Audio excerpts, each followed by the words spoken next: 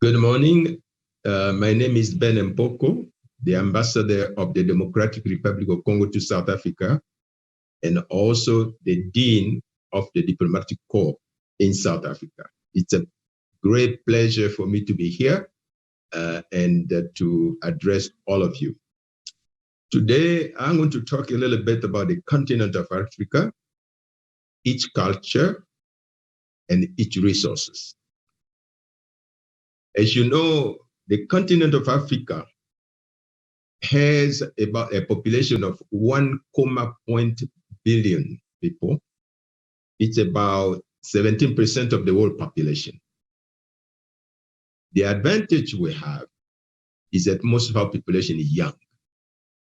And because our population is young, it's teachable, it's dynamic, and it's still growing, which means that there is a potential there. If we can mobilize that population, young population, educate it properly, we have a viable asset. The continent is also endowed with natural resources. We have a big piece of land.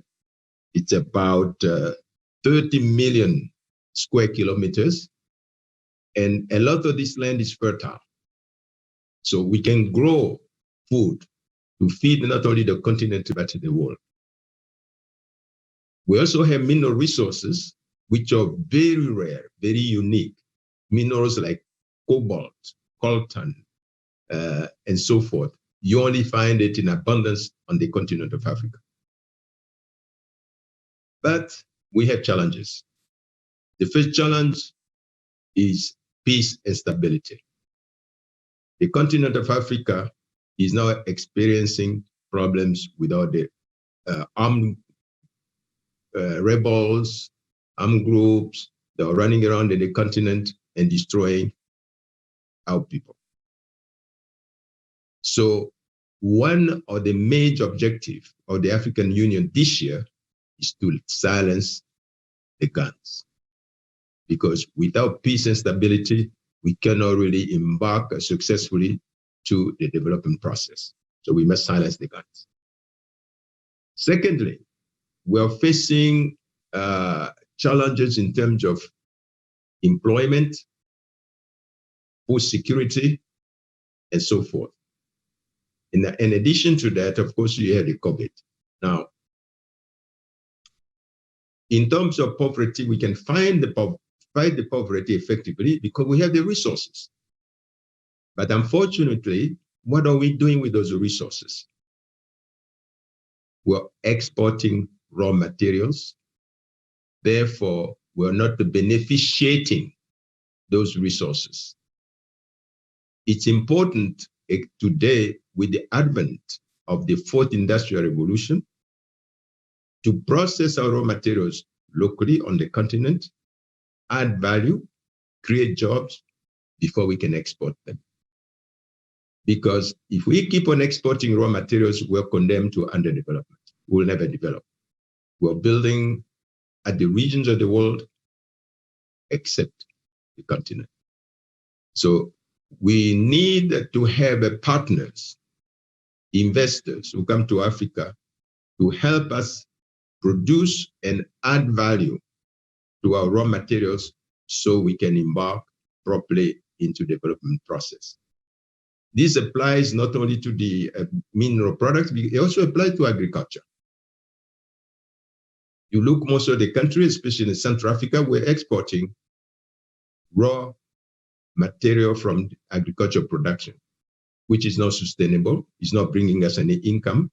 And when we export products from overseas, it comes with a very high value.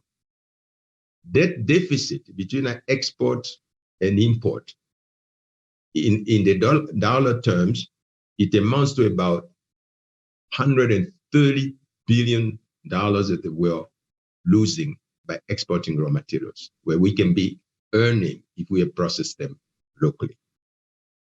Now, because our population is young, as I said, we can educate them. And a lot of them are being educated overseas in the diaspora, all over the world. And it's about time we bring those brains back to the continent so they can get involved into the development process. Especially now, as I said earlier, with the fourth industrial revolution knocking on our doors, we need the adequate and well-trained brains to embark into the process of utilizing the tools that are being provided to us by the fourth industrial revolution. Africa also has its own unique culture, because the culture is what defines us. It tells us where we come from.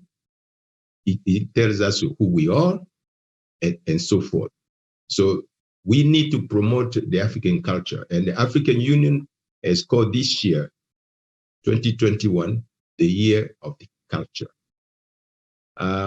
We can start with what UNESCO calls the African World Heritages. And we have them all over the continent. Egypt, for instance, has on the pyramids, on the archaeological discoveries. You go to Senegal, you have Gorée Island, which attract a lot of tourism. You go to the DRC, Democratic Republic of Congo, my own country. You have the Virunga Park, where you find a unique species of animals that you don't find anywhere else. You come to South Africa, of course, there is the Robben Island, you have the cradle of humankind, and so forth. But unfortunately, we're not really promoting those sites adequately. We also have sites like the Genocide Memorial in Rwanda. The problem with the heritage sites that reflect the atrocities of the past is that we don't want to celebrate those, but they're important because they remind us things that should not happen again. For instance, the genocide in Rwanda should not happen again in the continent. Therefore, we need a monument to remind us that we cannot repeat that.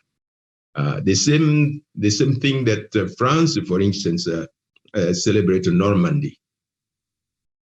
All that is to remind us that those things should be avoided and should not happen again. So they are very unique. The African culture also is unique in the sense that we, as Africans, although we speak different languages, but we understand each other.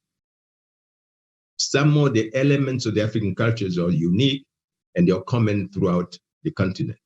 Therefore, when I'm in Kigali, when I am in Rabat, I'm in Senegal, I'm in Dar es Salaam, I feel at home because it's the same culture. We're the same people. So we need to, because of that, we can embark into common projects, especially infrastructure projects, roads, railroads, and so forth, so to make sure that we open up the continent so we can move freely throughout the continent. The African Union has come out with the African Free Zone area, so we can trade among ourselves. But we're not going to be able to trade among ourselves if we don't have the basic infrastructure that allows us to trade. We're not going to be able to trade among ourselves if we continue to produce raw materials. So we need to add value to our production. Finally, I just would like to mention something about education. As I said, our population is young, but let's educate. We need the appropriate education which responds to the requirements of the fourth industrial revolution. So we need to revamp, we need to reorganize our educational system so that we don't have to send our children, all of our children overseas to acquire the necessary skills to embark into the fourth industrial revolution. We can do it right here on the continent.